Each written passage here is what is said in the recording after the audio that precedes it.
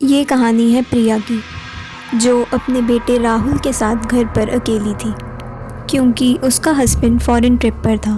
तभी उसके फ़ोन पर राहुल के दादू की कॉल आती है। हेलो दादू। मेरे प्यारे बच्चे, मैं तुम्हें बहुत याद कर रहा हूँ, मुझसे मिलने आ जाओ।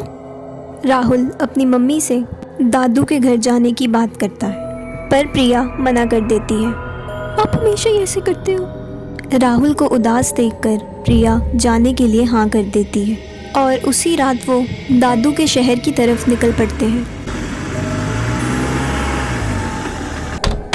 राहुल अपने दादू से मिलकर बहुत ज़्यादा खुश होता है और वो दोनों पार्क में खेलने के लिए चले जाते हैं। पर प्रिया को बहुत अजीब लग रहा था क्योंकि घर में बहुत ज़्यादा ठंड थी। यहाँ पे इतनी ठंड क्यों है? तभी दादू की मेड उसे सोने के लिए कहती है। प्रिया को सोते हुए रात हो जाती है। तभी राहुल उसे डिनर के लिए उठाता है। मुझे सोते हुए कितनी देर हो गई। जब प्रिया नीचे जाती है तब डिनर टेबल पर कोई भी नहीं था। शायद मेरा वहम होगा, देखती हूँ वो सो रही होंगी। राहुल अपने कमरे में सो रहा था। तभी प्रिया को कुछ आवाज़ आती है। वो आवाज़ दादू के रूम से आ रही थी।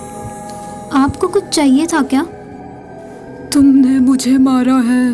ये क्या कह रहे हो आप? तुमने मुझे मारा है। प्रिया बचती हुई मेड के रूम में पहुंचती है। ये सब क्या हो रहा है मेरे साथ? ये तो मेड का फ़ोन है। तभी उसे अपने पीछे से कुछ आवाज़ आती है। जब प्रिया पीछे मुड़ के देखती है तो उसे मेड पंखे से लटकी हुई दिखती है। तभी प्रिया राहुल को लेकर साथ वाले घर में मदद के लिए चली जाती है और उस घर की ओनर प्रिया को बताती है कि अंकल को गुजरे हुए 1 साल हो चुका है और उसके बाद उनकी मेड ने भी सुसाइड कर लिया था। वो हमेशा इस बात से परेशान रहते थे कि उनका बेटा कभी भी उनसे मिलने नहीं आता था और आप भी अपने बेटे राहुल को कभी भी यहाँ नहीं लेकर आती थी। 1 साल पहले उन्हें हार्ट अटैक आया था और उनकी मेड अपने बॉयफ्रेंड से बात करने में बिजी थी।